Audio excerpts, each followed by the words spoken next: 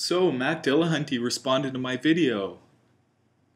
Well, he posted a video. He didn't really respond to me, per se. I had to find out from someone else because he didn't post it as a video response. At first I thought it was just because I was too small and he didn't want to send me more subscribers or something.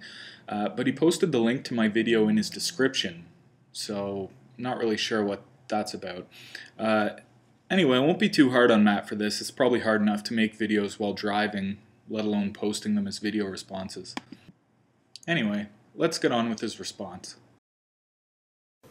Hey everybody, Matt here. I'm going to have to try and keep this kind of short because I'm getting ready to go into work, but yesterday there were some people who sent me links on Twitter to a video on YouTube that I probably shouldn't have watched and probably shouldn't respond to, but I did and I will. I loved it. Wow, well, I never thought with my 100 subscribers that you'd ever see it, but I'm really glad you liked it. But you missed the point where the two people in the debate should probably disagree, because when they don't, or when it's unclear, or when you take pieces of different conversations and put them together, that's sock puppetry and straw manning. You see, because the Matt on the TV show isn't really arguing with the Matt in the car. The argument's at a meta level, and it's all based on your misunderstanding and your dishonesty. Come on, Matt. Sock puppeting, straw manning, meta arguments. Were you afraid that some people may not know that Matt Dillahunty and Matt Dillahunty are the same person, and that this was for comedic effect? Oh, misunderstanding and dishonesty. I say that because at the very beginning of your video, you claim that I say that evidence is irrelevant to harassment claims. No, I didn't. Never said anything like that. And I've repeatedly said exactly the opposite. I'll say it again now. I wonder if you'll use this clip. Evidence is important for establishing the truth of all claims. But I wasn't talking about establishing the truth of the claim. I was talking about the fact that some people are trying to claim that, hey, we don't even know that this happened. Maybe this elevator incident was entirely made up. Maybe it was.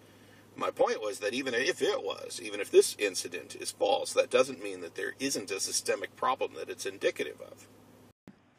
Well, close. You said it was definitely indicative of a larger problem. Your argument is that it doesn't matter if a sexual harassment claim is real or not because it's representative of a wider problem. For evidence of this, you cite more unsubstantiated claims. Matt, it doesn't matter if Jim Bob lied about seeing God because other people have seen him too. Therefore, God exists. You're claiming that there's a systemic problem with sexual harassment but refuse to provide any evidence for this claim. The argument that they're making is akin to saying, hey, this person lied about having cancer. Therefore, we probably don't have a problem with cancer at all. That's absurd. No, it's not. You're saying that it doesn't matter if claims of sexual harassment are unsubstantiated. I'm saying that to claim a systemic problem, you need to define sexual harassment, show that it happens, then demonstrate that it's systemic. You see, there's a bunch of us who are just saying, hey, we haven't licked sexism yet. It's not done. It's not over. We haven't figured out how to end awkward interactions between people. And so we should keep working on that, and we should have reasonable, sane, properly enforced harassment policies. End awkward interactions? Are you serious? Who's the arbiter of awkward interactions? Who's going to be held responsible for awkward interactions? People do, in fact, exist who don't think Elevator Guy did even the slightest thing wrong. You and some others think he did. Are you planning to mandate these so-called awkward interactions to be any type of interaction in which any conceivable person could ever feel awkward? I assume you will be the judge of this? Because harassment policies are good. They protect everybody. Except for people who are harassing. And actually they do protect them a little bit too, because it lets them know that we're going to be taking these issues seriously, and they can curb their behavior a little bit. But getting back to the elevator incident thing, you also don't seem to understand the nature of evidence and what's required for a claim to be rational and rationally believable. Say the claim, I have a pet dog Spot, I can believe that just based on the person's word alone. Because I'm not asserting that it's absolutely true, I'm just determining that it is rationally justifiable. That it is the sort of claim that is believable. And therefore, I will accept it, tentatively. I won't assert that it's absolutely positively true. But you do say it's absolutely positively true. You say there's a systemic problem with harassment and sexism at conferences, and anyone who thinks there isn't is being, quote, absurd. No, you're obviously right. You don't need evidence that the dog exists in your example because you can take them at face value.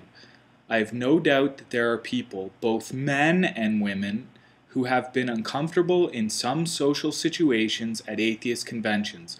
But as soon as you start claiming there's a systemic problem with sexism against women at conferences, you'd better back that shit up with evidence.